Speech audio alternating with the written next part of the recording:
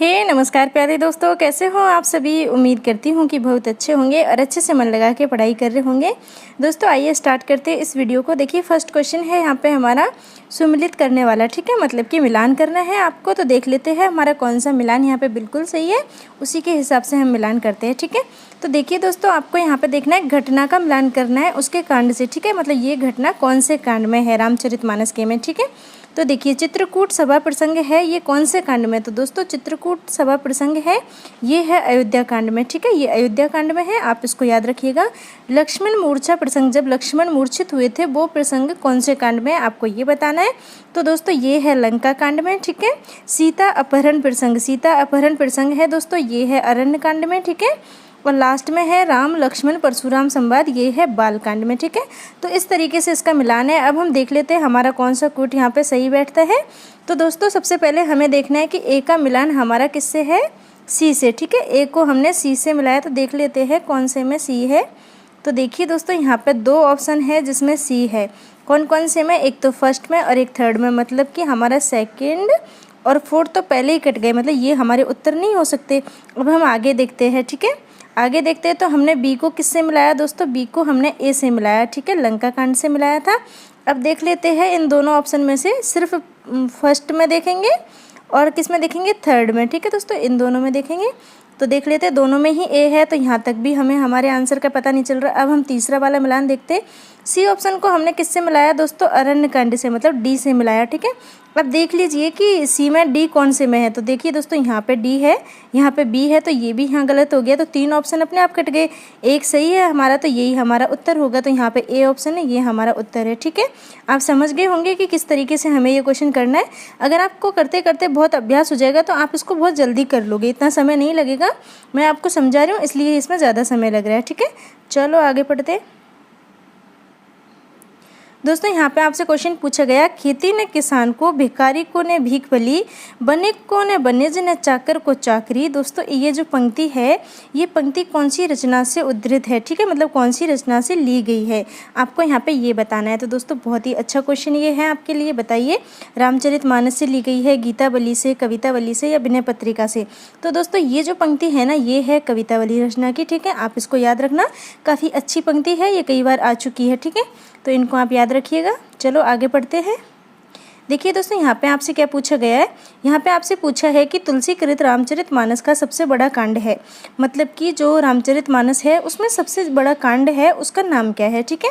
तो आप बताइए कौन सा कांड सबसे बड़ा है, अयोध्या कांड है, किष्किंधा कांड है, बाल कांड है या सुंदर कांड है। तो दोस्तों बाल कांड है ना, ये सबसे बड़ा है रामचरितमानस में, ठीक है, बाल कांड सबसे बड़ा है, तो हमारा उत्तर यही हो जाएगा, ठीक है।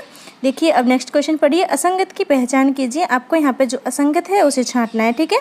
तो देखिए दोस्तों मीरा की जो भक्ति थी वो माधुर्य भाव की भक्ति थी, बिल्कुल सही है। तुलसीदास जी की दास्य भाव की, ये भी बिल्कुल सही है। सूरदास जी की सख्य भाव की, ये भी बिल्कुल सही है। कबीरदास जी की जो भक्ति थी वो सख्य भाव की नहीं थी दोस्तों, ये यहाँ पे गलत है।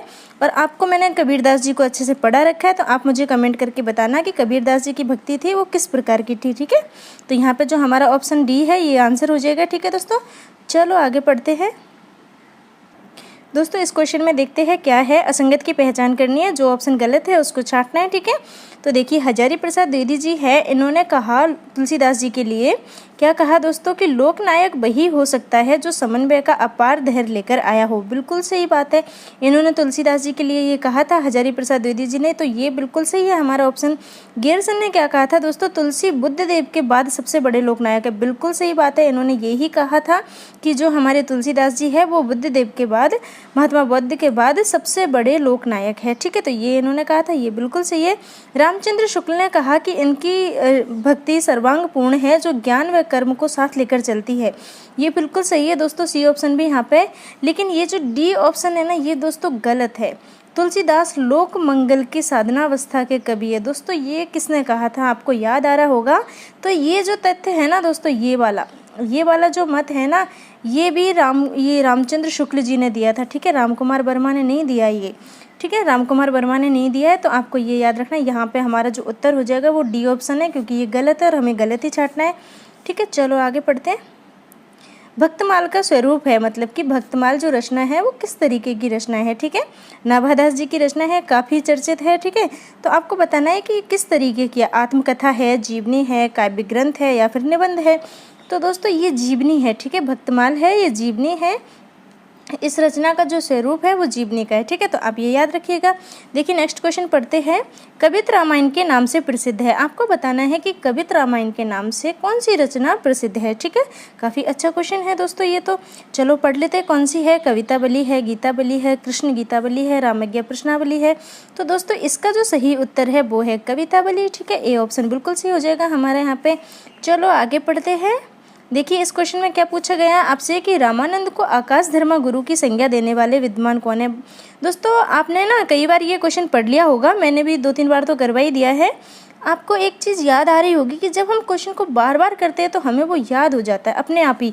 मतलब आकाश धर्मा देखते ही आपको तुरंत हजारी प्रसाद द्विवेदी जी याद आ रहे होंगे। मुझे तो आ रहे हैं दोस्तों, पता नहीं क्यों। आप चीज़ों को बार बार पढ़ोगे तो आपको अच्छे से क्वेश्चन याद हो जाएंगे और ऐसा लगेगा कि हाँ मुझे ये आता है, मैंने ये पढ़ रखा है। तो दोस्तों इसमें जो हमारा सही उत्तर है वो है हजारी प्रसाद द्विवेदी जी। इन्होंने रामानंद को आकाश धर्मा गुरु की संज्ञा दी। ठीक है, तो ये आप याद रखिएगा। चलो आगे पढ़ते हैं। देखिए इस क्वेश्चन में आपसे क्या पूछा गया है। राम भक्ति परंपरा में रसिक भक्ति का केंद्र था। यहाँ पे ये नहीं पूछा आपसे कि रसिक भक्ति भावना किसके द्वारा आई थी, कैसे आई थी। यहाँ पे पूछा है कि उसका जो केंद्र था वो कौन सा था। ठीक है, तो जगह का नाम बताना है आपको। वृंदावन है, मथुरा है, काशी है, अयोध्या है। तो दोस्तों आप सभी जानते हो कि राम भक्ति परंपरा में रसिक भक्ति का जो केंद्र है वो अयोध्या है। ठीक है, तो अयोध्या बिल्कुल सही है। देखिए लिखते टाइम थोड़ा सा पेन ऐसे चल गया तो आप इसको सही लिख लेना अपने नोट्स में जब भी आप लिखोगे तब। देखिए दोस्तों ये जो पंक्ति है ये कौन से रचनाकार की है, आपको ये बताना है। तो पहले हम इन पंक्तियों को पढ़ लेते हैं, उसके बाद बताएंगे कौन से रचनाकार की है। ठीक है, कविता करके तुलसी न लसे, कविता पा लसी तुलसी की कला। पंक्ति के रचनाकार है, आपको यहाँ पे रचनाकार का नाम बताना है। ये पंक्ति किसने लिखी है? तुलसीदास जी ने, अयोध्या सिंह उपाध्याय हरिओद ने, मैथिली शरण गुप्त ने, सूर्यकांत त्रिपाठी निराला ने।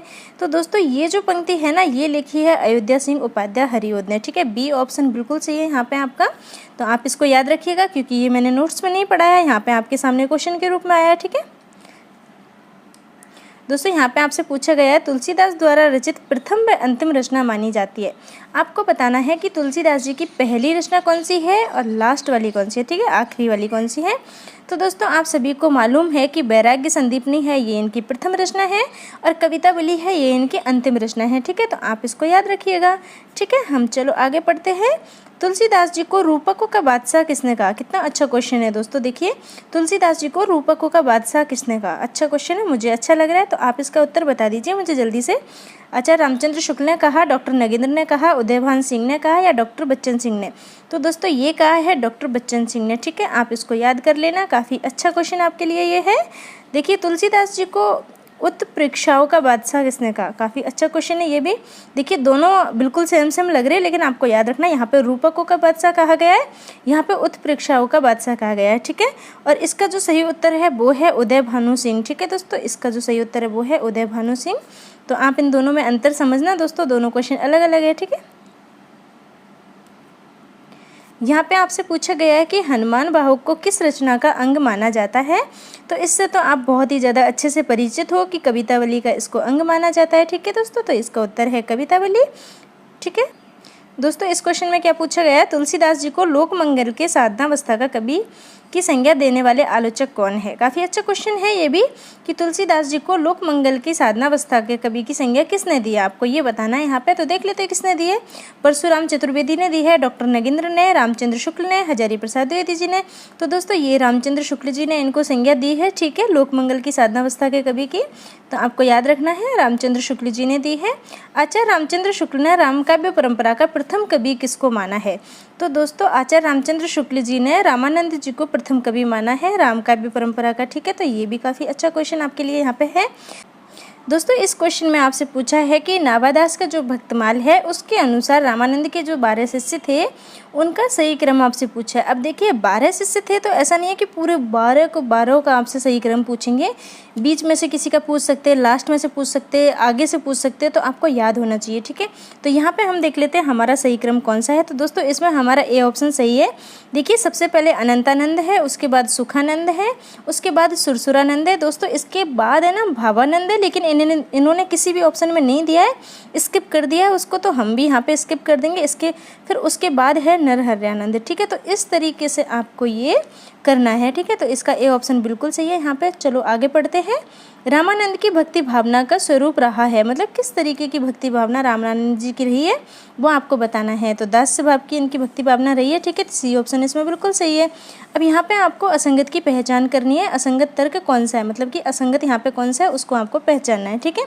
तो देख लेते हैं कौन सा असंगत है यहाँ पे, ठीक है। विनय पत्रिका दोहा शैली में लिखी गई, दोस्तों ये गलत है। देखिए फर्स्ट ऑप्शन यहाँ पे गलत हो गया, विनय पत्रिका दोहा शैली में नहीं लिखी गई, ठीक है दोस्तों। रामचरितमानस दोहा चौपाई शैली में लिखी गई है, बरवे रामायण बरवे शैली में, कवितावली कवित शैली में। तो ये तीनों सही है, यहाँ पे जो ए ऑप्शन है ये गलत है, ठीक है दोस्तों।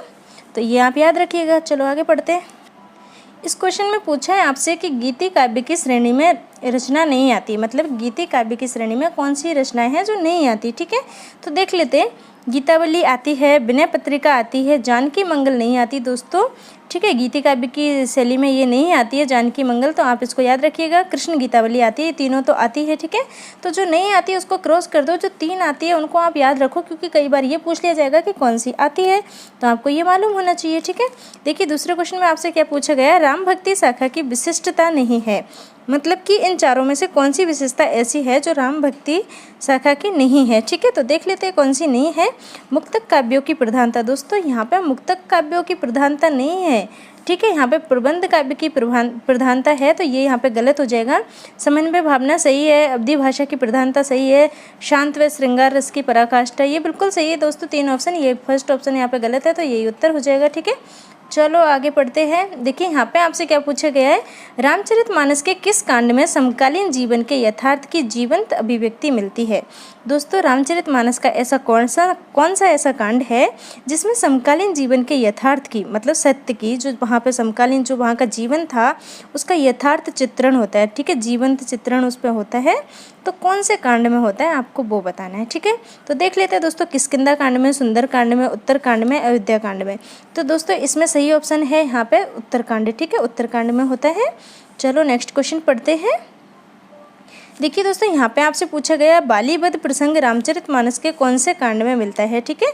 आपको बताना है कि बाली का जो वध हुआ था, मतलब बाली की मृत्यु की थी भगवान राम ने, उसका जो प्रसंग है वो रामचरितमानस के कौन से कांड में मिलता है। तो दोस्तों मैंने आपको बताया था इनके कांडों के बारे में जब पढ़ा रही थी, तो कि बाली और सुग्रीव जब मिले थे, इनकी कहानी जहाँ पे घटित हो रही थी उसको किष्किंधा कांड के नाम से जाना गया, ठीक है। बाली का वध किया और सुग्रीव इनके दोस्त थे भगवान राम के, तो उनको फिर राजगद्दी पे बिठाया, ठीक है। देखिए दोस्तों यहाँ पे आपसे क्या पूछा गया है, पृथ्वीराज रासो के दूसरे समय में, मतलब दूसरे सर्ग में राम कथा से संबंधित कितने छंद प्राप्त होते हैं। मतलब आपको ये बताना है कि पृथ्वीराज रासो जो हमने पढ़ा था काफ़ी पहले, आपको याद आ रहा होगा, उसमें भी राम कथा के कुछ छंद मिलते हैं, ठीक है। तो कितने छंद मिलते हैं और दूसरे सर्ग में, मतलब दूसरे समय में मिलते हैं, तो बताइए दोस्तों कितने मिलते हैं। तो दोस्तों इसका जो सही उत्तर है ना वो है 48, ठीक है। 48 छंद मिलते हैं राम काव्य से संबंधित, राम की कथा से संबंधित। तो ये आप याद रखना, ये काफ़ी इंपॉर्टेंट है और अलग क्वेश्चन है और इम्पोर्टेंट भी है, ठीक है। तो इसको याद रखिएगा। चलो हम आगे पढ़ते हैं। देखिए दोस्तों इस क्वेश्चन में आपसे क्या पूछा गया है, दिव्य प्रबंधम जो ग्रंथ है जिसमें आलवारों के सरस गीतों का संग्रह है, इसका संपादन किसने किया, मतलब इसके जो संपादक है वो कौन है। तो इसको तो हम काफ़ी बार पढ़ चुके हैं, आप सभी जानते हो, श्री रंगनाथ मुनि है इसके जो संपादक है वो, ठीक है दोस्तों। तो ये बिल्कुल सही हो जाएगा। देखिए भक्तमाल में कितने छप्पे मिलते हैं, यहाँ पर छप्पे की बात की है, ठीक है। तो भक्तमाल में दोस्तों 316 छप्पे मिलते हैं, ठीक है, 316 छप्पे मिलते हैं, आप याद रखिएगा इसको, काफ़ी इंपॉर्टेंट है, ठीक है। गिरा अर्थ बिची सम कहियत भिन्न न भिन्न पंक्ति किस ग्रंथ से उद्धृत है, मतलब कि ये पंक्ति कौन से ग्रंथ से ली गई है। दोस्तों बहुत ही ज़्यादा ये चर्चित पंक्ति है, ठीक है, और ये रामचरितमानस से ली गई है, आप इसको याद रखिएगा। रामचरितमानस की काफ़ी इंपॉर्टेंट है ये पंक्ति, आपके लिए आती रहती है, तो आप इसको याद रखिएगा, ठीक है। देखिए यहाँ पे आपसे क्या पूछा गया, तुलसी गंग दुबो भये सो कबिन के सरदार। ठीक है, पंक्ति के प्रयोक्ता कौन है? ये जो पंक्ति है तुलसी गंग दुबो भये सो कबिन के सरदार, तो इस पंक्ति के प्रयोक्ता है वो कौन है, उनका नाम बताना है। ठीक है, तुलसीदास जी है, गंग कवि है, हरिओद है या फिर है भिखारी दास। तो दोस्तों भिखारी दास जी ने लिखी है ये पंक्ति। ठीक है, तो आप इनको याद रखना। चलो आगे पढ़ते हैं। देखिए इस क्वेश्चन में आपसे क्या पूछा गया है, किस रचना में तुलसीदास जी का आत्मनिवेदन भाव व्यक्त हुआ है? तो दोस्तों उन्होंने आत्मनिवेदन भाव कौन सी रचना में व्यक्त किया है? अच्छे से आपको याद आ रहा होगा, विनय पत्रिका में इन्होंने व्यक्त किया है। ठीक है दोस्तों, विनय पत्रिका जो इनकी रचना है उसमें इनका आत्मनिवेदन वाला भाव व्यक्त होता है। ठीक है, ये भगवान राम के दरबार में भेजने के लिए विनय पत्रिका की रचना करते हैं, तो उसी का वर्णन है, इनका आत्मनिवेदन भाव वहाँ पे व्यक्त हुआ है। ठीक है, रामचरितमानस का हृदय स्थल कहलाता है, कौन सा कांड है जो रामचरितमानस का हृदय स्थल कहलाता है? काफ़ी अच्छा क्वेश्चन है दोस्तों, ये तो देख लेते हैं। तो इसमें जो अयोध्या कांड है ना दोस्तों, ये इसका हृदय स्थल कहलाता है। तो ये ऑप्शन बिल्कुल सही हो जाएगा, बाकी ऑप्शन पढ़ने की आवश्यकता ही नहीं है। ठीक है, चलो आगे पढ़ते हैं। देखिए यहाँ पे क्या पूछा गया है, रामानंद के संबंध में गलत है, मतलब कि रामानंद जी के बारे में कौन सा तथ्य यहाँ पे गलत है? आकाश धर्मा गुरु है, बिल्कुल है। हजारी प्रसाद द्विवेदी जी ने कहा है इनको आकाश धर्मा गुरु, तो ये बिल्कुल सही है दोस्तों। प्रधान पीठ इनकी गलता में है, जयपुर में, ये बिल्कुल सही है। रामार्चन पद्धति के रचनाकार है, ये भी बिल्कुल सही है। उनकी शिष्य परंपरा में रामानुज हुए नहीं दोस्तों, उनकी शिष्य परंपरा में रामानुज नहीं हुए थे, आपको याद आ रहा होगा, क्योंकि रामानुज इनके शिष्य नहीं है रामानंद जी की। ठीक है, अनंतानंद है, सुखानंद है, सुरसुरानंद है, भावानंद है। इसके बाद नरहर्यानंद, कबीर, पीपा, सेन, धन्ना, रैदास, सुरसुरी और पद्मावती, इस तरीके से इनके 12 शिष्य हैं दोस्तों। आपको सभी को इनका नाम याद रखना है, क्योंकि किसी भी तरीके से यहाँ से क्वेश्चन पूछा जा सकता है। ठीक है, तो यहाँ पे जो हमारा गलत ऑप्शन होगा वो डी होगा। ठीक है, डी ऑप्शन गलत है, तो आप इसको याद रखना। चलो आगे पढ़ते हैं।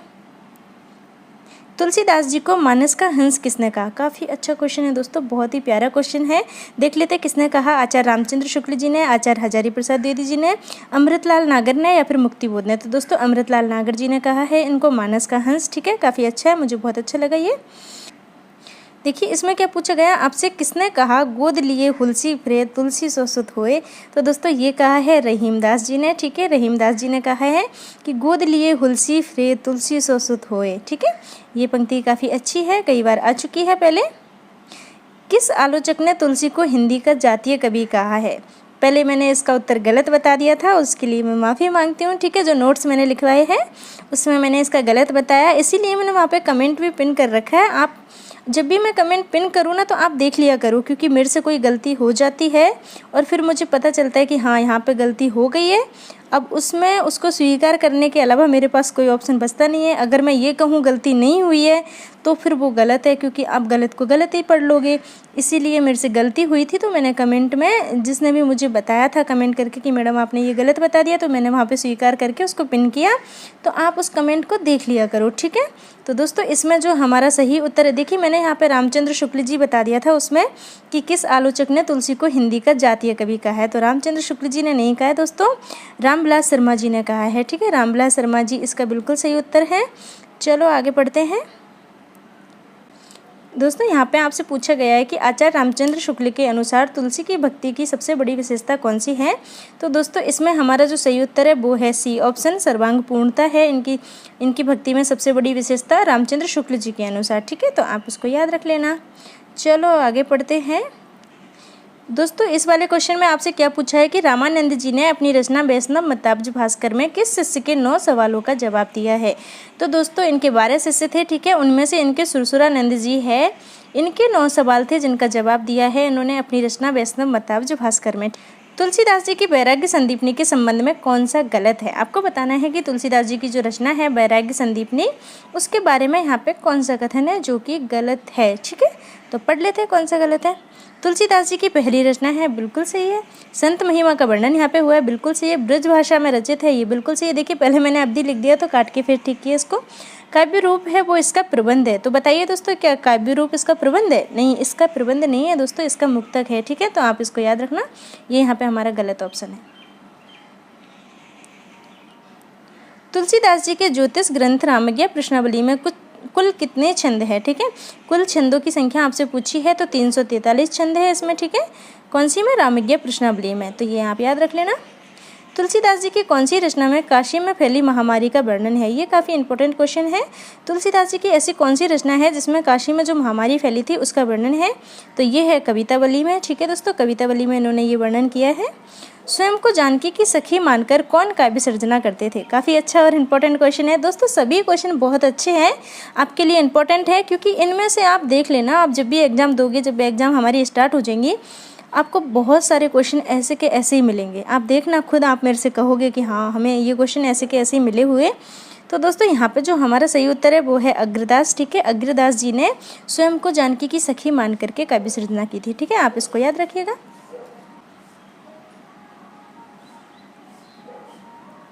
किस कवि को आचार्य रामचंद्र शुक्ल ने भक्त शिरोमणि कहा है? तो दोस्तों तुलसीदास जी को कहा है आचार्य रामचंद्र शुक्ल जी ने भक्त शिरोमणि, ठीक है। तुलसीदास जी के बारे में कहा है ऐसा, और किसने कहा है? आचार्य रामचंद्र शुक्ल जी ने। राम भक्ति काव्यधारा का वास्तविक प्रवर्तक कौन है? ये काफ़ी अच्छा क्वेश्चन है।